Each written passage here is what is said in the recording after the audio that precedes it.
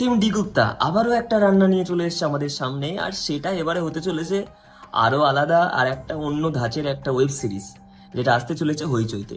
Recently কর্মা কর্মা teaser release করেছে, আর সেখান থেকে এটা স্পষ্ট যে এটা একটা কাম বিফোর দ্য স্টর্ম মুহূর্ত। প্রথম কয়েক সেকেন্ড মনে হয় সুখ, বন্ধুত্ব, একসাথে থাকা সবকিছু ঠিকঠাক চলছে, কিন্তু কাহিনী যত এগোতে থাকে তত বোঝা যায় এখানে যেটা দেখা যাচ্ছে তার আড়ালে লুকিয়ে আছে তার চেয়েও ভয়ঙ্কর কিছু। সো এটার স্টোরি সম্পর্কে আমি আগে একবার বলে দিয়েছি, আর স্টোরিটা কি এটার ব্যাপারে একটু কনসেপ্ট পেতে হলে তোমাদেরকে অবভিয়াসলি টিজারটা দেখতে হবে। বাট যেটা সবচেয়ে বেশি উল্লেখযোগ্য সেটা হচ্ছে এটা technical side, the rain toned colour grading, secondly slow motion montage, minimal background score, সব মিলিয়ে টিজারটা একেবারেই স্টাইলিশ আর সাইকোলজিক্যাল থ্রিলার ভাইব দিচ্ছে।